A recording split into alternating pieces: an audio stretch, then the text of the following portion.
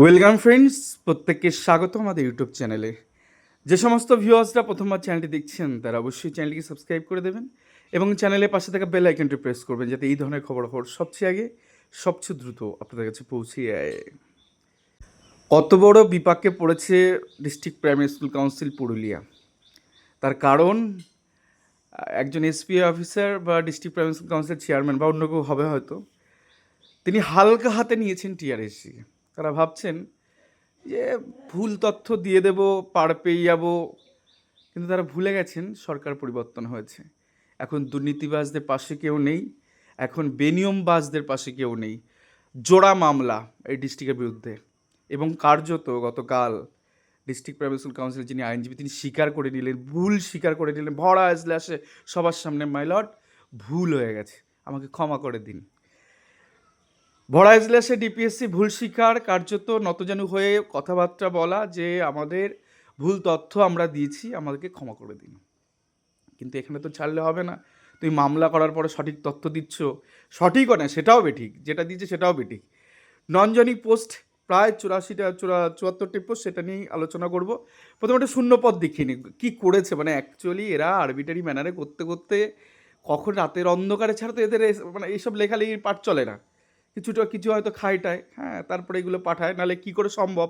ধরুন district primary school Bangla মিডিয়ামটা শুধু বলছি, 1524টা টোটাল পোস্ট বাংলা মিডিয়ামে, মানে এক্সামটে মানে প্যারা টিচার বাদ দিয়ে টোটাল সিট হচ্ছে 1524। যদি প্যারা টিচার বাংলা মিডিয়াম ধরা হয় প্রায় 1600-1700 পোস্ট, এখন 169 ওখানে, প্রায় 1600-1700 পোস্টে টোটাল আর কি বাংলা মিডিয়াম শুধুমাত্র শূন্যপদ অ্যাজ পার নোটিফিকেশান 26/9/2016 প্রাথমিক শিক্ষা পর্ষদ তারা থ্রো করে পাবলিক রিক্রুটমেন্ট।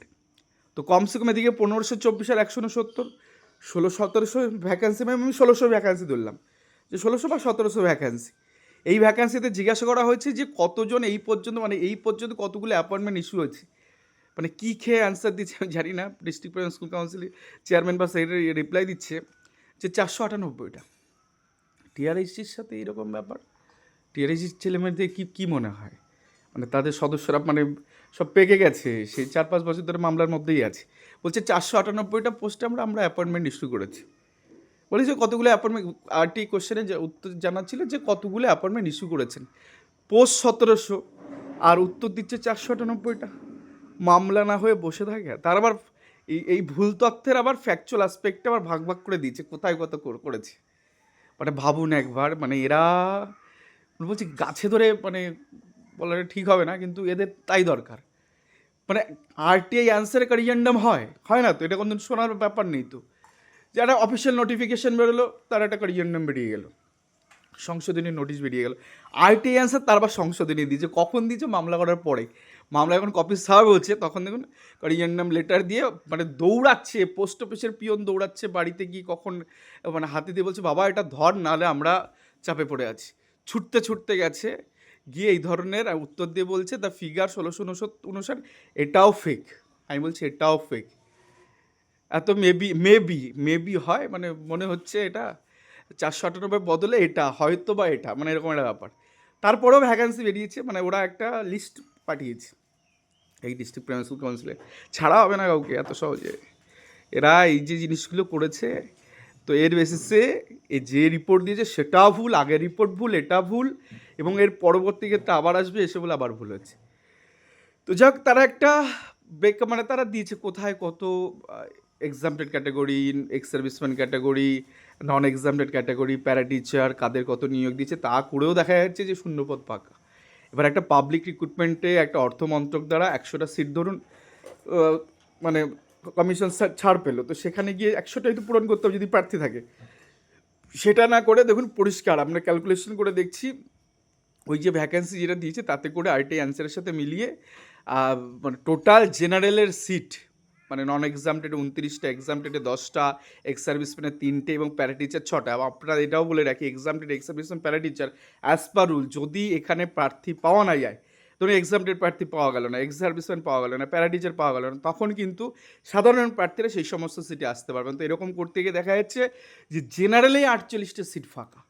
আমি বলছি না, ওই ডিপিএসসির তথ্য বলছে, কারণ ওই তথ্য ওরা কারিয়ার নাম দিয়ে দিয়েছে, মানে সংশোধন দিয়েছে, ধরে নেবো ওটাই ঠিক। আগেরটা যদি ভুলও হয় এটা ঠিক, তাহলে এটা যদি ঠিক হয় তাহলে 48টা সিট ফাঁকা। শুধু এটা বললাম জেনারেলের ফাঁকা, বাংলা মিডিয়াম সব বাংলা মিডিয়াম, ওবিসি এ 13টা সিট ফাঁকা, সব বাংলা মিডিয়াম। তুমি ক্যান্ডিডেট থাকতে সিট কেন ফিল আপ করোনি? প্রথম প্রশ্ন। একটা পাবলিক রিক্রুটমেন্টে স্কুলগুলো সাফার করবে? তোমার তো 100টা ভ্যাকান্সি তোর মুখ দেখে দেয়নি, দিয়েছে ওটা পূরণ করার জন্য। ওটা পূরণ করার জন্য দিয়েছে যে ভাই এতগুলো ভ্যাকান্সি রয়েছে তুমি পূরণ করো। অর্থমন্ত্রকে ছাড়পত্র দিয়েছে, তবেই না ভ্যাকান্সিগুলো সামনে এসছে এবং তাতে নিয়োগ করতে। তুমি ফাঁকা রাখলে কেন সিট? প্রার্থীরা পড়ে রয়েছে, কিসের জন্য ফাঁকা রেখেছে? লাস্ট অপরচুনিটি ছিল মানে নন ট্রেনদের ওখানে চাকরি পাওয়ার, তুমি কেন দাওনি এই সিটগুলো? তুমি 5% অ্যাডিশনাল প্যানেল দাওনি। প্রত্যেকটা, আমি কিন্তু একটা বানিয়ে বলছি না, রিপোর্টের সাথে সব মিলিয়ে করা। ওবিসি বি 4টে সিট ফাঁকা, ওখানে তো অলরেডি 48টা জেনারেলের সিট ফাঁকা, তার সাথে এখানে 4টে, মানে ওবিসি বি ধরলে তার প্রায় 52টা সিটে সে এলিজিবল, 52টা সিটে সে দাবি করতে পারে। আর সব কিন্তু বাংলা মিডিয়াম, তুমি পরিষ্কার বেঙ্গলি মিডিয়াম বলে লেখা আছে। তো কেউ যদি বলে হিন্দি উর্দু গল্প চলবে না আলাদা, কী ভাষা ফাঁসবে না, কী ভাষা ফাঁসবে তা বলে বোঝানো যাবে না। জোড়া মামলা হয়েছে, জোড়া আইনজীবী দাঁড় করানো হয়েছে। মানে ছেড়ে কথা কাউকে বলা হবে না। সরকারের পরিবর্তন হচ্ছে, সেই দুর্নীতিবাজগুলো চলে গেছে, এখন পয়সার হিসাব বুঝে নিতে হবে। একটা সিট ফাঁকা থাকলে সেই সিটে নিয়োগ দিতে হবে। একটা সিঙ্গেল সিট যদি ফাঁকা থাকে সেই সিটে নিয়োগ দিত। কেন দাওনি এই সময় নিয়োগ? নন টেনের লাস্ট অপরচুনিটি ছিল, অনেকে গরিব ঘরের ছেলেমেয়ে তারা ট্রেনিং করতে পারেনি, তাদের স্বপ্নগুলো অধরা। এসসি 9টা সিট আর ওদিকে 48টা সিট, এসসি ক্যান্ডিডেটটা প্রায় অলমোস্ট 57টা সিটে কম্পিটিশন করতে পারবে। 18, 16, 17, 57টা সিট, এখানে 9টা ফাঁকা, ওখানে 8 জেনারেলেও তো তারা যেতে পারবে। কেন তুমি নিয়োগ দাওনি? ডিস্ট্রিক্ট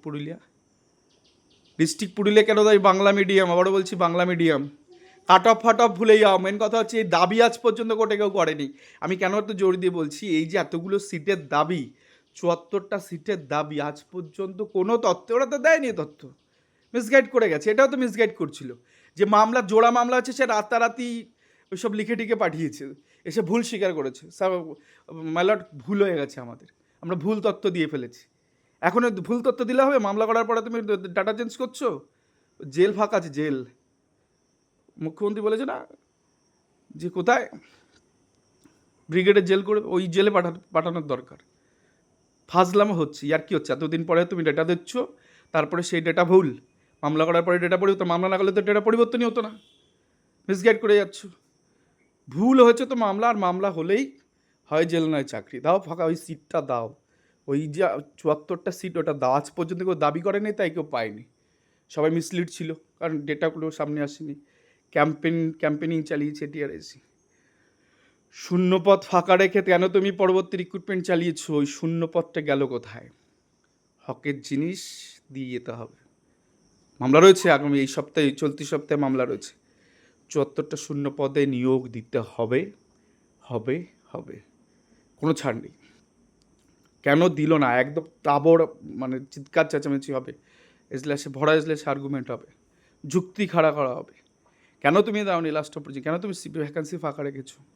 টিআরএসি লড়ছে হকের জন্য। পুরুলিয়া যারা আছো তারা প্রত্যেকেই যে নাম্বারটা SMS করতে বলবো সেটা আমি বলে দিচ্ছি, এই নাম্বারে হোয়াটসঅ্যাপ করে যারা পুরুলিয়ার ক্যান্ডিডেট, জেনারেল হও, SC হও, ST হও, OBC A হও, OBC B হও, নাম্বারটা বলেছি 9775, আবার 755850। আর একবার নাম্বারটা বলছি 9775755850 নাম্বারে সরাসরি হোয়াটসঅ্যাপ করো, নিজের ডকুমেন্ট পাঠাও, তুমি পুরুলিয়া ক্যান্ডিডেট, বাকিটা আমরা দেখে নিচ্ছি। ধন্যবাদ। এই ছিল গুরুত্বপূর্ণ ভিডিও, সঙ্গে থাকুন, ভালো কিছু আসছে, প্রত্যেকটা ডিস্ট্রিক্ট ধরে হবে, জায়গা মতন হবে।